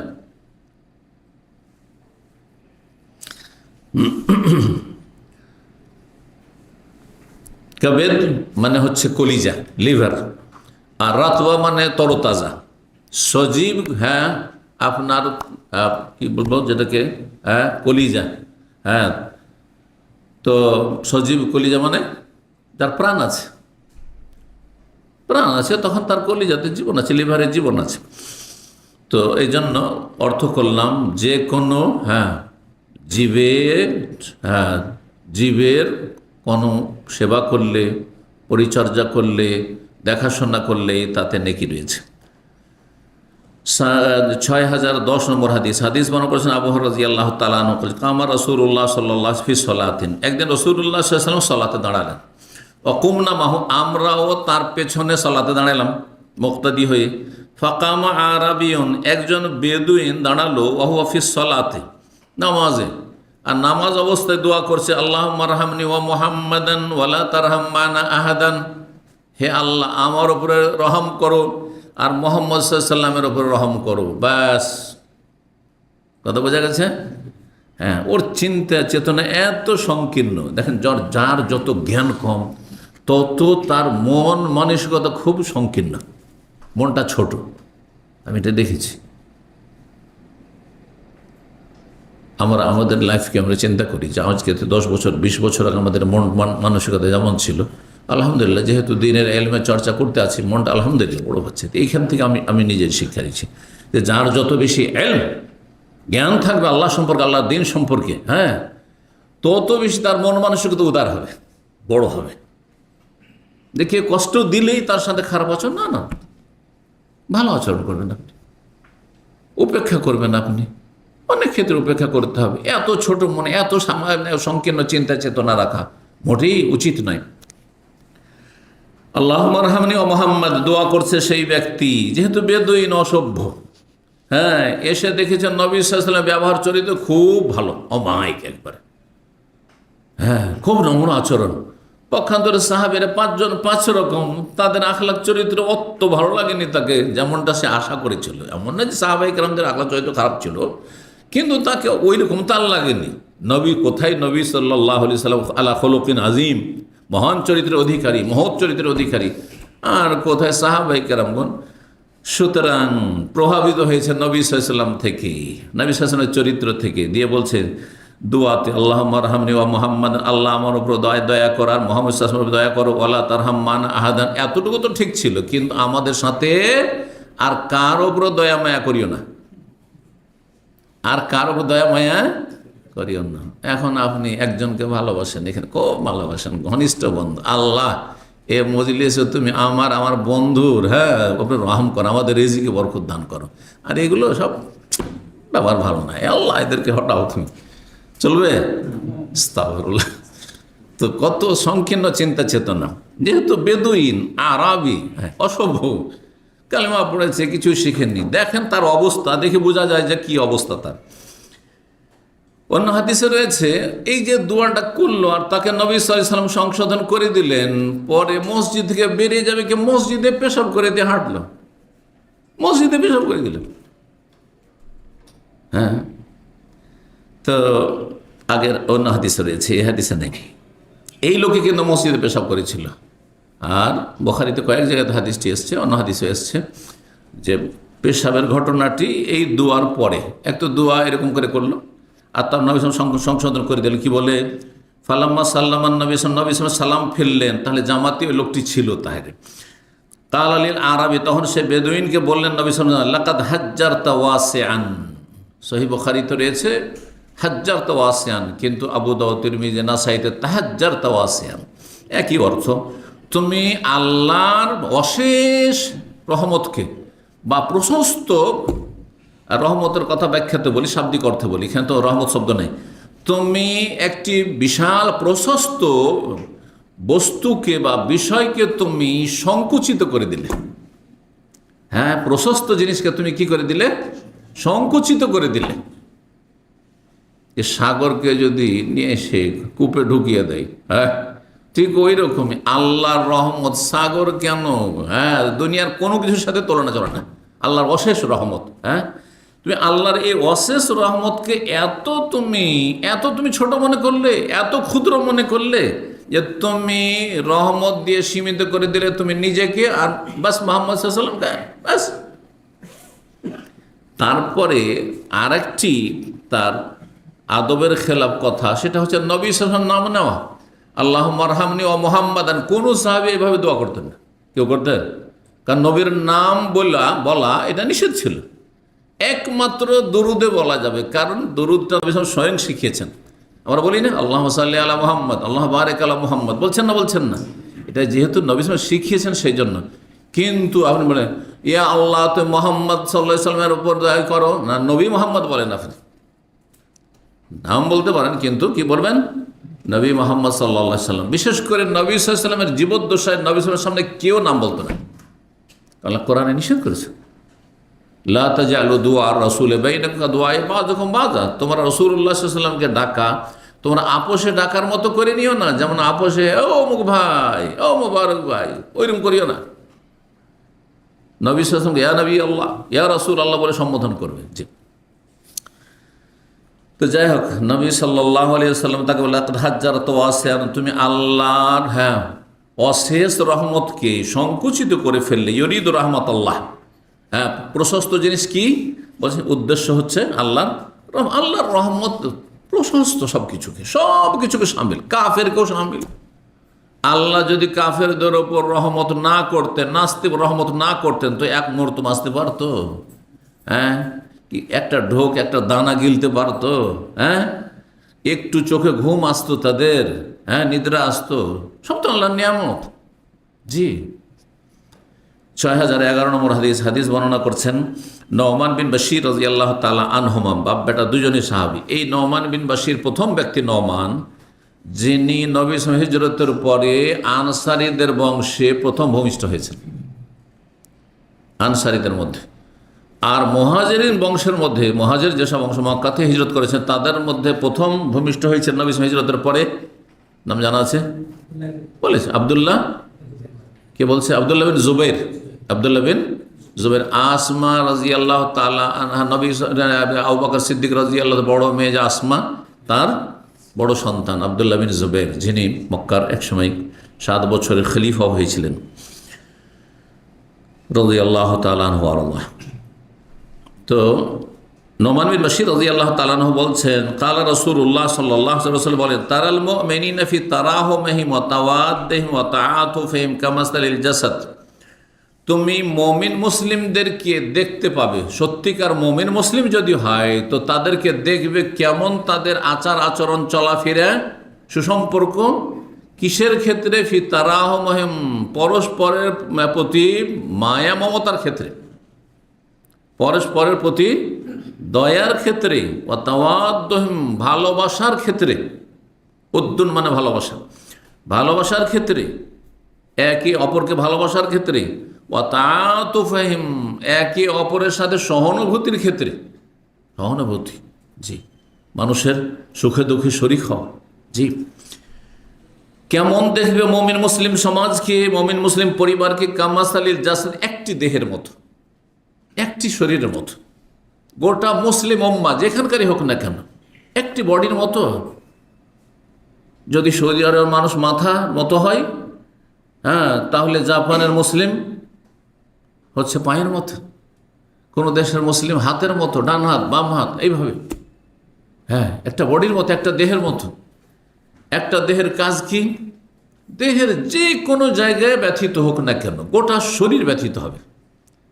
জ্বর জ্বালা যদি আসে আপনার হাতটা একটু ব্যথা পাওয়ার কারণে, ফুলে যাওয়ার কারণে, তো গোটা শরীর, হ্যাঁ, জ্বরে আক্রান্ত, হ্যাঁ, জ্বর ভোগ করছে গোটা শরীর, তাপমাত্রা গোটা শরীরে, ব্যথা পাচ্ছে গোটা শরীর, অস্থির।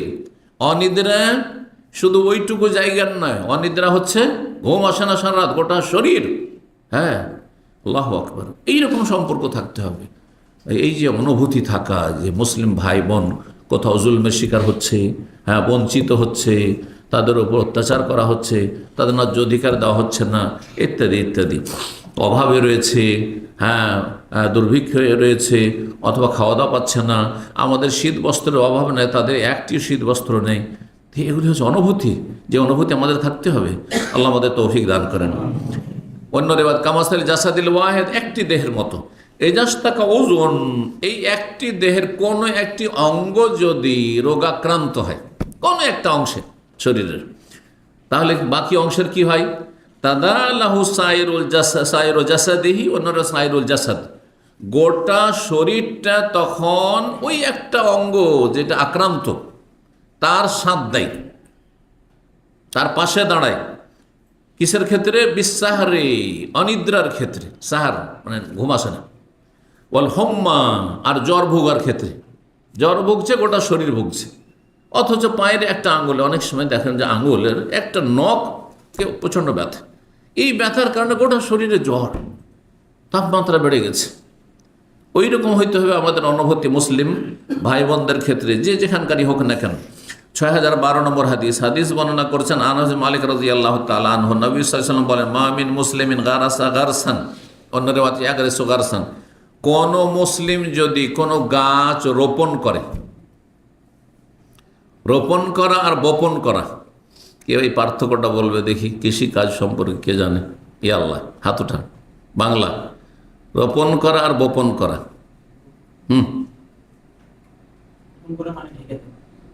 গোপন না, বপন করা, হ্যাঁ, আর রোপণ করা। হ্যাঁ, হ্যাঁ, বপন মানে বীজ বোনা, বীজ ছেটানো। হ্যাঁ হ্যাঁ হ্যাঁ, আর গাছ লাগানো, যেমন আম গাছ, আমের চারা লাগাচ্ছেন, লিচুর চারা লাগাচ্ছেন, হ্যাঁ, অথবা ধানের এগুলো বীজ বপন করার পরে যখন যে চারাটা হইলো তখন ওইটাকে পুঁতছেন যে মাটিতে, এটা হচ্ছে রোপণ। একটা হচ্ছে রোপণ আর একটা হচ্ছে বপন। এবার বোঝা গেছে? মনে হচ্ছে মাশাআল্লাহ সবাই সব বিজনেসম্যান সব আপনারা। কেউ কৃষি কাজ সম্পর্কে জানেন না, না ভাষা জানেন না। আল্লাহুল মুস্তাআন। মুমিন মুসলিম, দেখেন এরও ফজিলত আছে। একজন মুসলিম জীবনের কোনো কাজ ফালতু না। যদি ভালো কাজ করেন আপনি, গঠনমূলক, নিয়তটা ভালো থাকে, সব কাজে নেকি আছে। আরে চাষিরও নেকি আছে, চাষাবাদ করে। কারণ ওরা চাষ না করলে আমরা চাউল পেতাম না। আজকে এখানে যে চাউল আসছে ভারত পাকিস্তান থেকে, এই চাউলটা কত স্তর পার করে আসছে চিন্তা করুন তো দেখি। আপনার পয়সা আছে মার্কেটে, মার্কেট থেকে আউট হয়ে গেলে তখন কি হাহাকার অবস্থা, কি হাহাকার অবস্থা। আল্লাহু আকবার। করোনার জামানায় এই দৃশ্য দেখে নিয়েছেন অনেকে। জি, যে কোনো মুসলিম যদি কোনো গাছ কি করে, বা আপনার গাছ রোপণ করে, এখানে গারাসা পোঁতা, গারাসা পোঁতা, তো রোপণ করা। ফাঁকাল মেন, একটা গাছ আপনি রোপণ করলেন, আম গাছ অথবা লিচু গাছ অথবা যে কোনো গাছ, হ্যাঁ, খেজুর গাছ, হ্যাঁ, রোপণ করলেন। ফাঁকাল মেন, অথবা আপনি বপন করলেন, বীজ ছিটালেন, আর জমিতে চাষ করলেন, ধান চাষ করলেন, গম চাষ করলেন। সেখান থেকে কোন একজন মানুষ খেয়েছে, আপনার আম গাছ থেকে আম খেয়েছে, লিচুর গাছ থেকে 10টা লিচু খেয়েছে, 2টা লিচু খেয়েছে, অথবা আপনার জমির ধান থেকে পশু পাখি কিছু খেয়েছে, ছাগলে খেয়েছে। আমাদের গ্রামগঞ্জের মানুষরা যদি পাশের কোনো অন্য বাড়ির কোনো ছাগলে গরুতে যদি জমি চড়ে যায় তো মারামারি করে খুন করে দিবেন। হ্যাঁ, আর সারা জীবনের জন্য দুশ্মনী তার সাথে তো হয়েই গেল। হ্যাঁ, কি যে মানুষের একবারে নিম্ন চিন্তা চেতনা, অথচ এই হাদিসটা সামনে রাখালেই তো সব শেষ হয়ে যায়। আপনার গরুতে আমার জমি চড়েছে, আলহামদুলিল্লাহ, আমার নেকি সাদকা এটি হয়ে গেছে। আল্লাহ এটি চেয়েছিলেন সাদকা, হয়তো বকিল কৃপণ এমনি সাদকা করবেন না, আপনি তা সাদকা আল্লাহ আদি করে দিয়েছেন, বুঝলেন না? সেখান থেকে কোনো মানুষ খেলো দাব্বাতুন, অথবা কোনো জীবজন্তু খেলো, ইল্লা কানা লাহু সাদাকা, ওই লোক যে একটা গাছ রোপণ করেছিল তার জন্য সাদাকা। আমি দেখেছি গ্রামের গরিবরা কি, আমাদের গ্রামে লিচুর বাগান ছিল, আম বাগান, তো আম বাগানের এলাকা মালদহ চাপেনগর রাজশাহীর পাশে। তো সুবহানাল্লাহ, অনেক বাগানের মালিকেরা, গরিব ছেলেগুলো ঘন্টার পর ঘন্টা লিচুর গাছের তলে, লিচু পেকে আছে, একটা লিচু দেয় না, লিচু পাড়ার দিন এসছে, তাও 10টা লিচু যে দিবে তা দেয় না। আস্তাগফিরুল্লাহ, কত ছোট বোন। অথচ এই হাদিস শুধু জানার নয়, জানার পর যদি একটু আমল করেন, আরে আমার এই একটা লিচু, 5টা লিচু বা একটা আম যদি একটা গরিবকে খেতে দিই, অথবা একটা সচ্ছল ব্যক্তিকে আমি খেতে দিই, যা আমার বাগানে এসে খেতে দিলাম, অথবা বাদুড়ে খায়, বাদুড়ে খুব লিচু খায়। আর লিচুর দুশ্মন হচ্ছে বাদুড়, বুঝেন না? লিচু গাছ কারো আছে? হ্যাঁ, তো জানেন তাহলে তো লিচুকে রক্ষাই করতে হয় বাদুড় থেকে, বাদুড় খুব বেশি খায়। তার মানে সব চোর চুরি করে।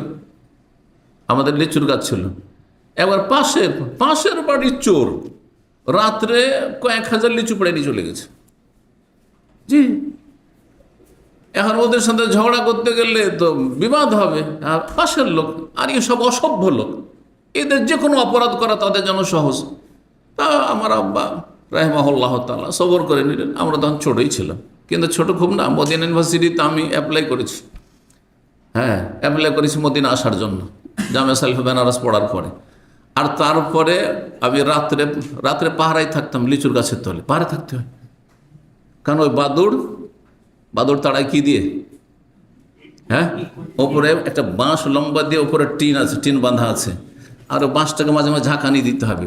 ওই ঘুমের মধ্যে একবার করে উঠে 1 ঘন্টা 1/2 ঘন্টা পর পর উঠে, অথবা একটু করে কানটাকে জাগিয়ে রাখতে হবে, গাছে বসেছে, যেমন ঝাঁকি দেয় পালাচ্ছে, সব বাদুড় পালাচ্ছে। তো এইরকম করেছি। তো তখন শুধু এটাই স্বপ্ন ছিল যে কেমন করে মদিনা ইউনিভার্সিটি যাব। মেহনত করে পড়া তো পড়লাম, কিন্তু ও তো লটারির মতো তকদির, কারণ সবার তো হয় না। তো ওর মধ্যে এইসব চিন্তা ভাবনা করতে করতে আর কোরআন পড়তে পড়তে ঘুমিয়ে গেছি। আমার জীবনে কিছু ভালো ভালো স্বপ্ন দেখেছি আলহামদুলিল্লাহ। তো তার মধ্যে স্বপ্ন দেখছি যে আমি আবারও জামিয়া সালাফে চলে এসেছি, জামিয়া সালাফে বেনারস চলে এসেছি। আর সেখানে লেগেছে বইমেলা লেগেছে, বইমেলা বুঝেন তো, বইমেলা লেগেছে, আর অনেক কিতাবাদি বিক্রি হচ্ছে।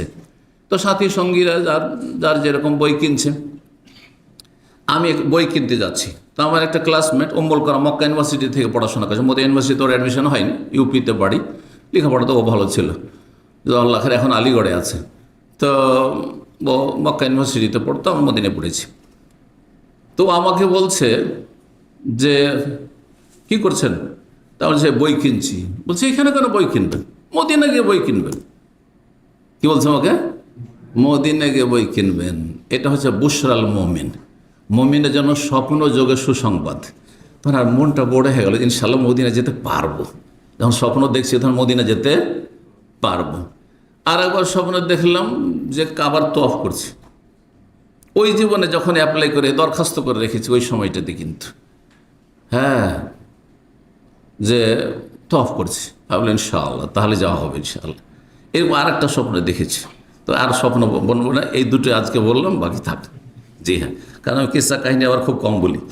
তো যাই হোক, কি বলছিলাম, এই যে লিচু অথবা যে কোনো ফল মূল কোনো কিছু খেলো, যদি পশুতে খায়, পাখিতে খায়, কুকুরে খায়, আপনার বিড়ালে খায়, যাতে খাবে, সাদাকা আপনার সব কিছুতে সাদাকা রয়েছে।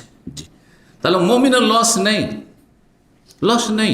জি, 4013 নম্বর হাদিস বর্ণনা করছেন জারির বিন আব্দুল্লাহ রাদিয়াল্লাহু তাআলা আনহু। তিনি বলছেন, নবী সাল্লাল্লাহু আলাইহি ওয়াসাল্লাম বলেন, মাল্লা ইয়ারহাম লা ইউরহাম, যে দয়া করে না, মায়া করে না, তার উপর দয়া মায়া করা হয় না। কি অর্থ হইল? যে দয়া করে না কার ওপর?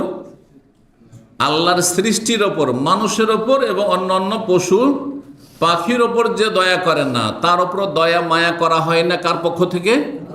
আল্লাহও দয়া মায়া করেন না। হ্যাঁ, এর নেগেটিভ অর্থ নেন যে দয়া করে না, এটা নেগেটিভ। তাহলে পজিটিভ অর্থ নেন যে হ্যাঁ, আল্লাহর সৃষ্টি মানুষের ওপর এবং পশু পাখির ওপর দয়া মায়া করে, তার উপর আল্লাহও দয়া মায়া করবেন, আল্লাহর রহমত হবে। সুতরাং সে জাহান্নামে যাবে না। আল্লাহ যার উপর মায়া করবেন, দয়া, সে জাহান্নামে কি করে যেতে পারে? মোটেই যেতে পারে না। কথা বুঝতে পেরেছেন? কিন্তু জান্নাত পাওয়ার জন্য মৌলিক শর্ত হচ্ছে তৌহিদ। হ্যাঁ, তৌহিদ থাকতে হবে, বড় শিরক থাকলে হবে না। নাস্তিক জান্নাতে যাবে না, কখনো যাবে না। মুশরিক যে আল্লাহ ছাড়া অন্যকে ডেকেছে সে যাবে না। বোঝা গেছে?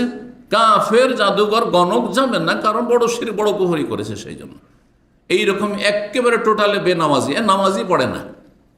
কারণ সর্বনিম্ন ঈমান রক্ষার জন্য শর্ত হচ্ছে 5 ওয়াক্ত নামাজ।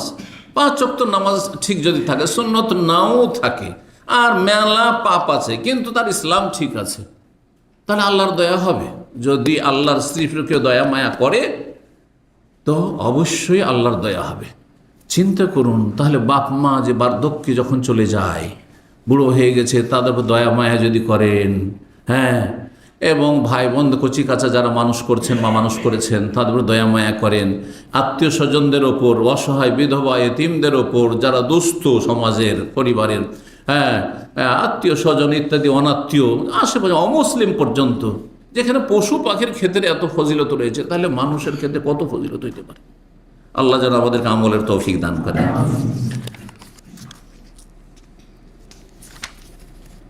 28 নম্বর অধ্যায় হচ্ছে বাবুল ওয়াসাআতে বিল জারে।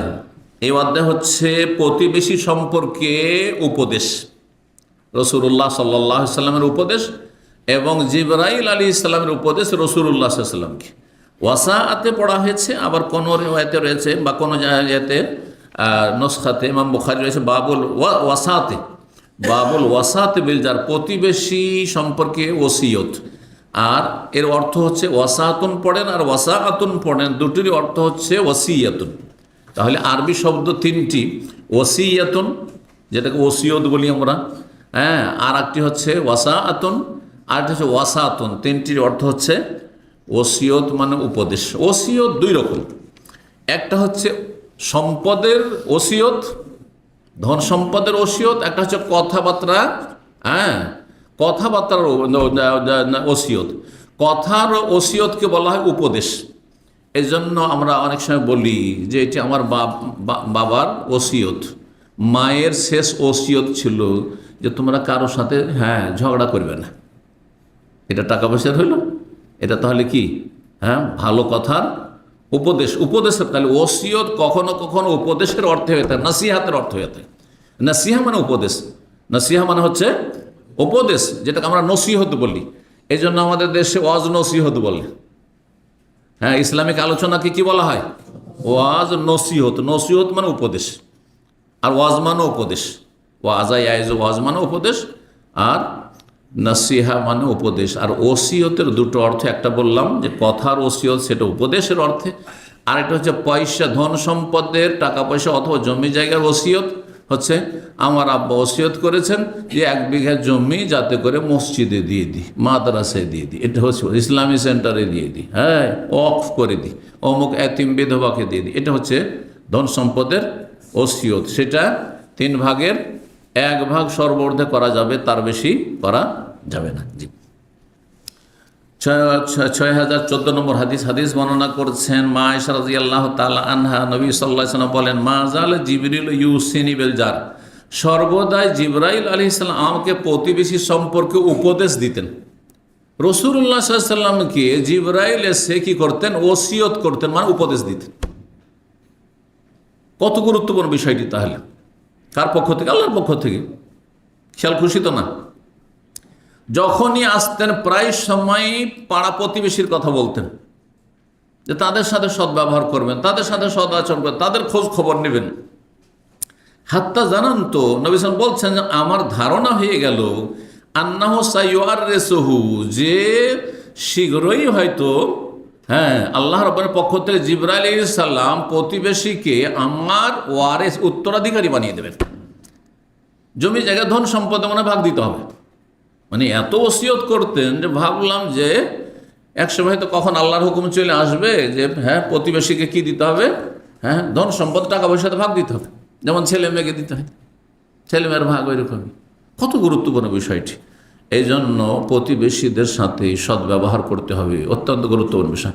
আমাদের হকের উপর আলোচনা আছে অনেকগুলি, প্রায় 20টার বেশি টপিকস আছে, বিভিন্ন হক, হ্যাঁ আল্লাহর হক, রসুলের হক, কোরআনের হক, বাপ মায়ের হক, আর তারপর এই করতে করতে করতে করতে সকলে অমুসলিমের হক পর্যন্ত আলোচনা করেছি।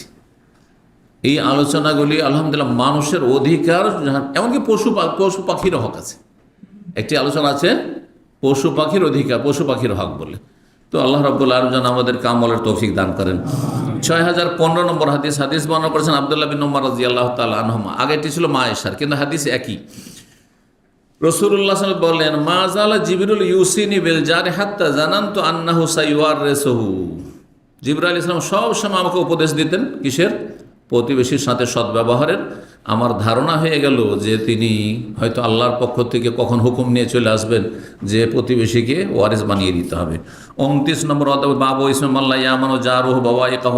এই অধ্যায় হচ্ছে এমন ব্যক্তির গুনাহ সম্পর্কে, পাপ সম্পর্কে যেই ব্যক্তির অনিষ্ট থেকে প্রতিবেশী নিরাপদ নয়। যদি আপনার পাশের লোক আপনার কষ্ট থেকে নিরাপদ না থাকে, মানে আপনার দ্বারা কষ্ট পায়, কথা কাজে কষ্ট পায়, তাহলে আপনি গুনাহগার, কাবিরা গুনাহ। প্রতিবেশী যদি পাশের বাড়িওয়ালা প্রতিবেশী হয়, তাহলে আপনার রুমমেট কত বেশি প্রতিবেশী চিন্তা করে। প্রবাসীদের ক্ষেত্রে বলছি, একই রুমে যেহেতু অধিকাংশরাই একই রুমে একাধিক লোক থাকছেন, চিন্তা করুন আপনি কত তাহলে তাদের হক রয়েছে। কিন্তু অধিকাংশ ভাইদের দেখা যায় যে আমাদের দিনই সার্কেল অনেকে সামান্য একটু কথার জন্য, সামান্য একটু মত পার্থক্যের জন্য একজন এসে বেশি ঠান্ডা চায়, আর একজন গরম চায়, আর লাগিয়ে দিল একবারে, গরম করে দিল একবারে। অথবা সামান্য একটু খাবার দাবার নিয়ে, সামান্য একটু কথাবার্তা নিয়ে, সামান্য একটু তর্কাতর্কি নিয়ে কেন তর্ক করতে যাবেন? হ্যাঁ, অথবা লাইট জ্বালানো, লাইট বন্ধ করা নিয়ে। ভাই প্রত্যেকে সবর করেন এবং অন্যের অনুভূতির খেয়াল রাখেন যে লোকটি ক্লান্ত হয়ে এসেছে, হ্যাঁ লোকটির সকাল সকাল ডিউটি আছে, আমার সকাল 9টায় ডিউটি আছে, হ্যাঁ ওকে তাড়াতাড়ি ঘুমাইতে হয়, হ্যাঁ না হলে ঘুম অসম্পূর্ণ থেকে যাবে, আমি আর দেরি করে ঘুমাইলে হয়, আমি বাইরের মেহমান নিয়ে এখানে আসবো না, আর আসলে একটা টাইমের মধ্যে আসবো। এর জন্য সবচেয়ে ভালো সুসম্পর্ক বহাল রাখার জন্য একটা টাইম ফিক্স করেন, হ্যাঁ যে রাত 9টার পরে অথবা 10টার পরে রুমের মধ্যে লাইট জ্বলবে না, দুইজনের ইত্তেফাক সম্মতিক্রমে হবে, আর কেউ হ্যাঁ এর ব্যতিক্রম করবে না। সম্পর্ক ভালো রাখার জন্য মেলা ব্যবস্থা আছে। জি, আর তারপর এই গরমের দেশে গরমের সময় এসির প্রয়োজন আছে, কিন্তু একেবারে ঠান্ডা করে একজন কম্বল জড়িয়ে থাকবেন একবারে, হ্যাঁ 16-17 দিয়ে, হ্যাঁ আর আরেকজন বলবেন ভাই এটা তো অসম্ভব। না না, অনেক পার্থক্য করেছে। একজন বলছে একেবারে বন্ধ করতে, আরেকজন বলছে আমি 17তে রাখবো, 16তে রাখবো, চলবে? মাঝামাঝিতে আসেন। যেমন আপনাদেরটা 24 চলছে, আমারটা 20 চলছে, অসুবিধা আছে? হ্যাঁ, এতেও যদি বলেন যে না আমার পোষাচ্ছে না, তাহলে অ্যাডজাস্ট হওয়া সম্ভব নয়। তখন আপনাকে আমরা আর এর বেশি কিছু করতে পারছি না। যখন এর বেশি কিছু করতে পারছি, কারণ আমাদের সব দিকে খেয়াল রাখতে হচ্ছে। হ্যাঁ, শুধু যাদেরকে ঠান্ডা লাগে বেশি তাদের খেয়ালও রাখতে পারছে না, আর শুধু গরম লাগে তাদেরও আমাদের খেয়াল রাখা সম্ভব নয়। বোঝা গেছে? এই মর্মেই নবী সাল্লাল্লাহু আলাইহি ওয়াসাল্লাম সাদ্দিদু ওয়া কারিবু, মধ্যম পন্থা অবলম্বন করো আর কাছাকাছি হওয়ার চেষ্টা করো, অ্যাডজাস্টমেন্ট। হ্যাঁ, মধ্যম পন্থাতেই কাছাকাছি। আপনিও আপনার বাড়ি থেকে বেরিয়ে আসলেন, আমিও আমার বাড়ি থেকে বেরিয়ে গেলাম, আজ বলেন না তুমি এসো, হবে? মাঝামাঝি আসার চেষ্টা করতে। সাদ্দিদু ওয়া কারিবু, নবী সাল্লাল্লাহু আলাইহি ওয়াসাল্লাম প্রসিদ্ধ হাদিস।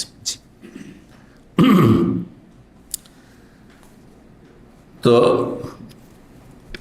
এখানে অধ্যায় কি, যে যেই ব্যক্তির অনিষ্ট থেকে প্রতিবেশী নিরাপদ নয় তার গুনহা। এখানে বাবা একাহু শব্দটি এসেছে ইউবেকহুন্না আও বাকা ইউবেকু সূরা শুরাতে আয়াত নম্বর 34 শব্দটি এসেছে, মানে ধ্বংসের অর্থ। অনিষ্ট মানুষকে ধ্বংস করে, ক্ষতিগ্রস্ত করে। ইউহলেকুহুন্না হালাকের অর্থে রয়েছে। সূরা কাহফের 52তে রয়েছে মওবেকা। মওবেকা মানে মাহলেকা, হ্যাঁ, ধ্বংস। জি। তো 6016 নম্বর হাদিস বর্ণনা করেছেন আবু শুরাইহ রাদিয়াল্লাহু তাআলা সাহাবী। নবী সাল্লাল্লাহু আলাইহি ওয়াসাল্লাম বলেন, ওয়াল্লাহি, আল্লাহর কসম করে বলছি। কে বলছেন? নবী সাল্লাল্লাহু আলাইহি ওয়াসাল্লাম আল্লাহর কসম করে বলছেন, লা ইউমিনু ওয়াল্লাহি লা ইউমিনু ওয়াল্লাহি লা ইউমিনু, 3 বার করে আল্লাহর কসম করে বলছি, মুমিন হইতে পারবে না, মুমিন হইতে পারবে না, ঈমানদার হইতে পারবে না, মানে খাঁটি ঈমানদার হইতে পারবে না। জি, এর মানে এই নয় যে কাফের হয়ে যাবে। প্রতিবেশী কষ্ট দিয়ে কাফের হয়, মমিন হইতে পারবেন মানে কাফের নয়, মানে খাঁটি মমিন হইতে পারবে না, মমিনের মতো আদর্শ মমিন হইতে পারবে না। কিলা, জিজ্ঞাসা করা হলো, অমান ইয়া রাসূলুল্লাহ, কে মমিন হইতে পারবেন? 3 বার করে শপথ করে বলছেন আপনি।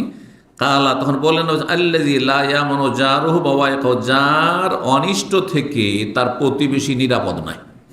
আপনার পাশের লোক যদি আপনার দ্বারা কষ্ট পায়, আপনার কথা বা কাজ দ্বারা কষ্ট পায়, তাহলে আপনি খাঁটি আদর্শ মমিন না, আদর্শহীন মমিন। নামেতে মুসলিম, কথিত মুসলিম, হ্যাঁ, মুসলিমের মতো মুসলিম না। ঠিক। 30 নম্বর অধ্যায় বলছেন, বাবনে লা তাহকিরা জারাতুন লিজারাতিহা, কোন প্রতিবেশিনী অন্য কোন প্রতিবেশীর জয়ের ক্ষেত্রে যেন সামান্য কিছু দিতে গিয়ে তুচ্ছ না মনে করে। হ্যাঁ, যে বাড়িতে মানে 1 কিলো গোস্ত ছেলে মেয়েকে খাওয়িয়ে হয়তো 1 পিস বা 2 পিস দিতে পারবো, কি লজ্জাতে 1 পিস 2 পিস দিতে যাব। অথবা শুধু ঝোলটুকু আছে, ধরেন পায়া রান্না করেছেন, উদাহরণ দিই, পায়া রান্না করেছেন, আর পায়াতে গোস্ত কিছু নাই, হাড্ডিও নাই, শুধু ওই ঝোলটা আছে। আরে সামান্য ঝোলটা কি লজ্জাতে দেবো? না, লজ্জা করিয়েন না, যেটা পারছেন সেটাই দেন। আপনি যেটুকু পারছেন সেটুকু দেন, অবস্থা বুঝে ব্যবস্থা করেন, কিন্তু দেন। মাঝে মাঝে খোঁজ খবর রাখেন পাশের লোককে। এই জন্য যারা একই রুমে থাকছেন, আপনি ভালো ভালো খাচ্ছেন, একটা গরিব মানুষ, হতে 1000 রিয়াল বেতনে থাকে, আপনি 3000 4000 ইনকাম করছেন, আপনি ডেইলি মাছ গোস্ত খাচ্ছেন, ও বেচারা হয়তো সপ্তাহে খেতে পারে না। আমি একটা উদাহরণ দিচ্ছি, সেই ক্ষেত্রে আপনি দিলেন। আপনি 2 পিস 3 পিস খাচ্ছেন, ডেইলি খাচ্ছেন, ওকে 1 পিস দিলেন, আপনি ওইটারে আধখান দিলেন, আপনি অসুবিধাটা কি? লজ্জা করবেন না আপনি। মহিলারা সাধারণত দেওয়ান নেওয়া করে, সেই জন্য মহিলা প্রতিবেশিনীর কথা বলা হয়েছে, কিন্তু এটা পুরুষদের ক্ষেত্রে প্রযোজ্য। 6017 নম্বর হাদিস বর্ণনা করেছেন আবু হুরায়রা রাদিয়াল্লাহু তাআলা আনহু। রাসূলুল্লাহ সাল্লাল্লাহু আলাইহি ওয়াসাল্লাম বলেন, তিনি বলছেন, আবু হুরায়রা বলছেন, কান নবী ইয়াকুল, নবী সাল্লাল্লাহু আলাইহি ওয়াসাল্লাম বলতেন, ইয়া নিসা আল মুসলিমাত, হে মুসলিম রমণীরা, হে মুসলিম নারীরা, লা তাহকিরান্না জারাতুন লিজারাতিহা, একজন প্রতিবেশিনী আর একজন প্রতিবেশিনীর ক্ষেত্রে কোনো কিছুকে তুচ্ছ না মনে করে। কি কয়ে এটা দেবো, এটা দিতে লজ্জা পাচ্ছে না। ওয়ালাও ফিরসানা শাতিন, যদিও বকরির পায়ের খুর হোক না কেন। খুর বোঝেন তো? কিচ্ছু নেই, পায়ের তলাতে যে খুরটা আছে ওইটুকু হয়তো সিদ্ধ করা আছে, আর কিচ্ছু নেই, বাকি সব শেষ হয়ে গেছে। অথবা নেই, ওইটুকু ছিল, আমরা সামান্য পায়া ছিল, আর তারপর ছেলে মেয়ে খেয়ে শেষ করে শুধু ঝোলটা আছে, এই ঝোলটুকু কি করে দেন? না, দেন। জি, যখন যেমন থাকবে তখন তেমন দেবেন। এখানে আজকের আলোচনা শেষ করে, জাযাকুমুল্লাহু খাইরান। সুবহান রাব্বিকা রাব্বিল ইজ্জাতি আম্মা ইয়াসিফুন ওয়া সালামুন আলাল মুরসালিন ওয়া আলহামদুলিল্লাহি রাব্বিল আলামিন।